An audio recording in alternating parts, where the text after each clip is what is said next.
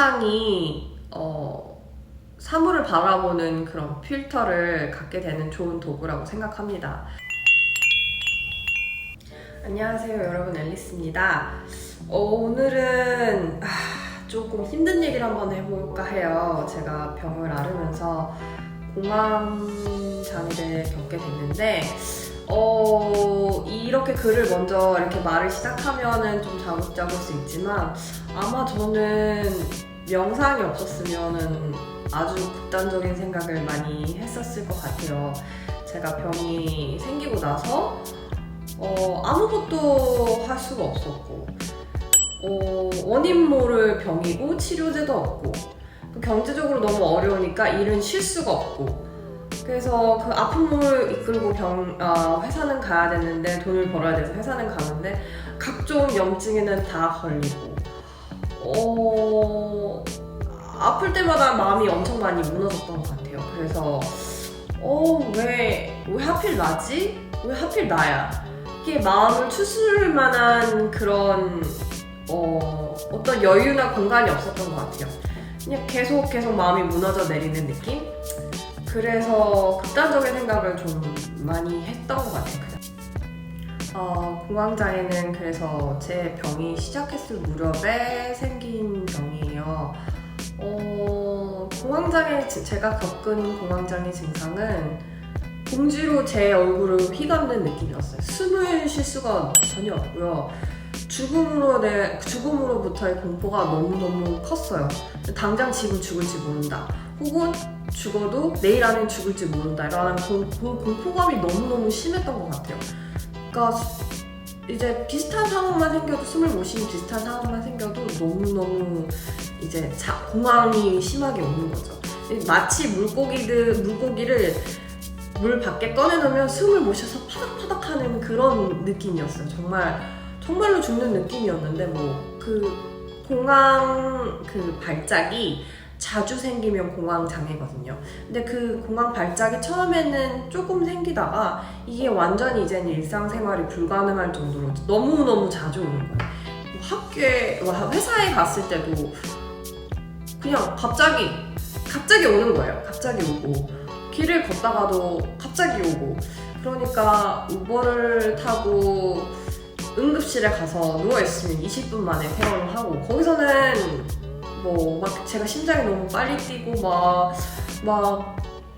거의 기절할 정도, 혼절할 정도로 있지만 뭔가 신체적인 곳에서 아무것도 찾을 수가 없으니까 너무 자주 응급실에 오니까 나중에는 병원에서 그러더라고요. 이제 한번 정신적으로 상담 한번 받아보는 게 어떻겠냐.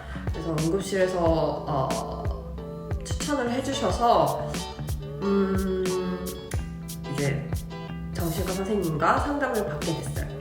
선생님을 보기 전에 제가 한번 리서치를 했었는데 왜 이런 병이 오는지 다른 분들도 다 그러지 않으신가요? 유전적으로 뭔가 이런 외부의 자극에 되게 반응을 좀 쉽게 할 수 있는 그런 유전자들이 있기도 하는데 보통은 외부적인 요인에서 많이 온다고 하더라고요. 그래서 저는 너무 아시다시피 그런 일을 겪고 있었으니까 그래서 병원에 가게 됐습니다. 앞전에 제가 이제 많이 검색을 해봤다고 말씀드렸잖아요. 거기에서 이제 많이 나오는 것들이 이제 약물 치료니까 저는 이제 일상생활이 너무 불가능해질 정도로 너무 괴롭고 힘든 상황이라서 아마 그 약물 치료가 가능하다라는 얘기를 듣고 목을 빼고 아마 기다렸던 것 같아요. 그래서 선생님을 보러 갔어요. 보러 갔는데 선생님은 제가 할 수 있는 일, 할 수 없는 일을 구별을 해놓고 할 수 없는 일에 대해서 집착을 내려놓게 해주셨어요. 그리고 할 수 있는 일, 지금 내가 해야 하는 일에 정말 예를 들면 제가 회사가 갑자기 그 당시에 없어졌거든요. 회사가 갑자기 그 당시에 없어져서 당장 지금 모아둔 돈은 없고 너무 아픈데 회사는 구해야 하는 형편이고 그런데 저랑 같이 취업 사이트를 같이 들어가서 알아봐 주셨어요. 그 정도의 선생님이었는데 제가 할 수 없는 것과 할 수 있는 것을 완벽하게 구별해 주시고 그리고 그때 당시만 해도 제가 뭐 여러 가지 이런 제 주변에 일어나는 일들을 제 탓으로 많이 돌렸던 것 같아요. 예를 들면 뭐 가족이 지금 떨어져서 한국에서 지내고 있지만 뭐 어머니가 아프다든지 뭐 조카가 조금 아프다든지 그 탓도 저한테 다 돌렸던 것 같아요. 제가 좀 여기서 잘 자리 잡고 있으면 한국에 돌아가서 그런 생활에 대한 서포트를 제가 해줄 수 있는데 그런 걸 못해서 자책을 하고 있는 거예요. 근데 선생님은 딱 잘라서 그 조카가 만약에 아프거나 어머니가 아프면 그건 다 네 잘못이 아니다. 그냥 일어날 일이 일어난 건데 그걸 네 탓으로 돌리지 마라 라고 말씀해 주셨어요. 그리고 생활 습관을 이제 체크리스트를 주셨어요. 소셜미디어를 하루에 얼마나 한다든지 자기 전에 소셜미디어를 하면 안 된다든지 왜냐면 남과의 비교를 하기 시작하잖아요. 그런 것도 있었고 뭐 규칙적으로 밥을 먹는 것, 햇빛을 규칙적으로 보는 것, 매일매일 걷는 거나 요가, 어떤 형태로도 운동을 하는 것, 뭐 여러 가지 리스트가 있었는데 저는 근데 그 리스트를 다 하고 있었어요. 왜냐면 그때 정말 저는 정말로 살고 싶었거든요. 정말 할 수 있는 제 인생의 최선의 모든 것을 다 하고 있었어요. 그리고 그때 명상을 시작한 지 딱 3개월 차가 됐었거든요. 그때는 아주 큰 효과를 보지 못하고 이완하는 정도? 그런 느낌을 받았던 것 같아요. 근데 이제 좀 깊게 들어가진 않고 하루에 10분? 10분씩만 명상을 했던 것 같아요. 선생님이 제가 하고 있는 일상의 체크리스트를 딱 보더니 너 명상해? 라고 말씀하시는 거예요. 그래서 선생님이 그럼 명상을 하면 하루에 10분 하던 거를 하루에 20분으로 늘리고 하루에 한 번 하던 거를 2번으로 늘리고 3번으로 늘리고 늘릴 수 있으면 4번까지 늘려봐 라고 말씀하시면서 약을 안 주시는 거예요.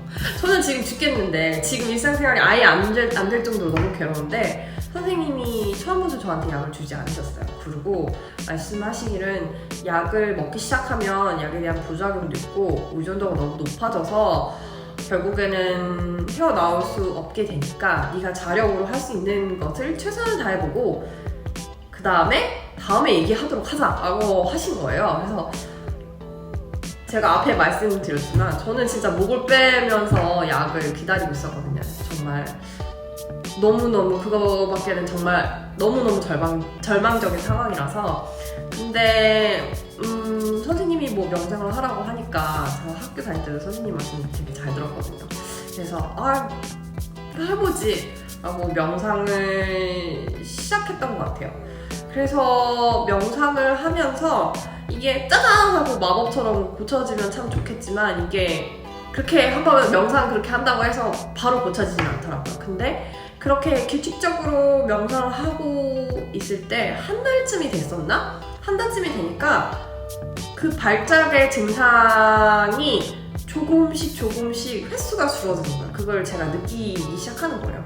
그러니까 명상이라는 게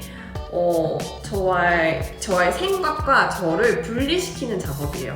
하루에 사람들은 6만 가지, 7만 가지 정도의 생각을 하는데 보통 그 생각들은 부정적인 생각이거든요. 근데 제가 그때 일어났었던 일들의 모든 것들이 종합해서 그 생각들이 저를 너무너무 많이 괴롭히고 있었던 것 같아요. 그래서 그 생각을 분리하는 작업을 하니까 조금 마음에 평온과 안정이 오기 시작했어요. 그리고 제가 닥친 그 최악의 상황들은 그 상황이 다 지금 다시 닥쳐도 정말 너무 힘들고 괴롭겠지만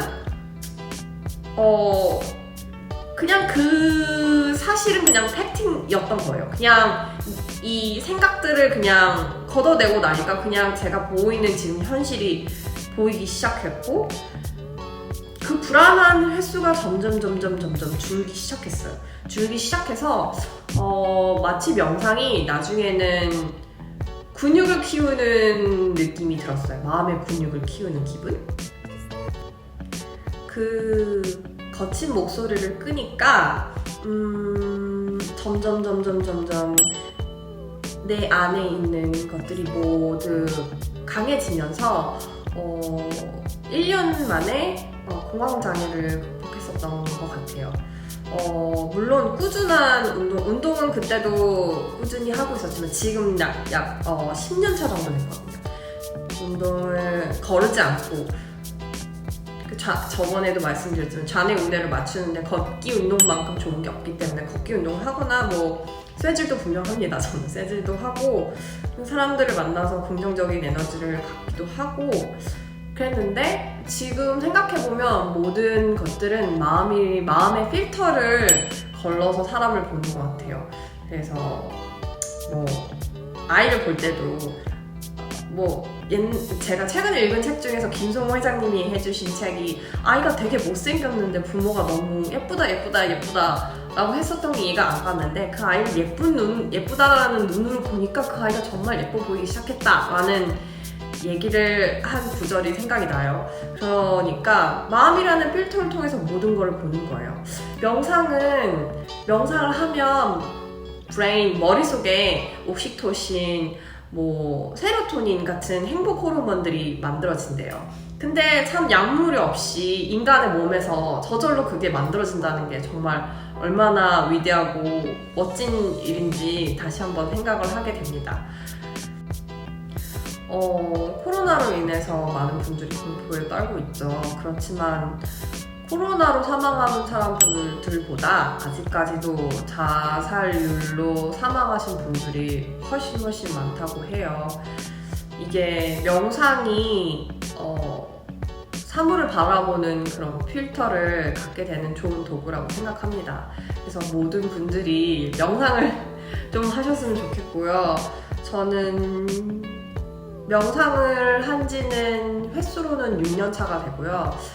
6년 동안 단 하루도 빠짐없이 하고 있는 것 같아요. 그래서 지금 저도 똑같아요. 지금 명상을 해서 내가 도움이 되고 이 세상에 번뇌를 다 벗어나고 그런 거 아니에요. 사실은 지금도 힘든 상황 힘들고 좌절하는 사람도 있고 불안이 오기도 하고 그럴 때 그냥 울고 화내고 건강하게 그 감정을 잘 소화하고요. 그 속에서도 저는 항상 배울 게 있다라는 거를 알게 됐어요, 최근에.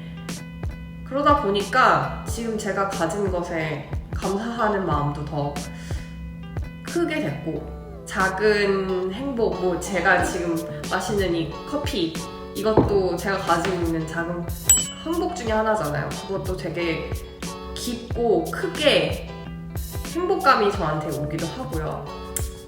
이 모든 것들이 기적이구나 라고 생각하니까 매 순간 감사하지 않은 순간이 없었던 것 같아요. 그래서 제가 살고 있는 날 중에 사실은 가장 행복한 날들입니다. 여러분들도 명상하셔서 사실은 명상을 하는 여러 가지 이유 중에 하나가 덜 고통스러워지기 위해서라고 생각하고 있어요.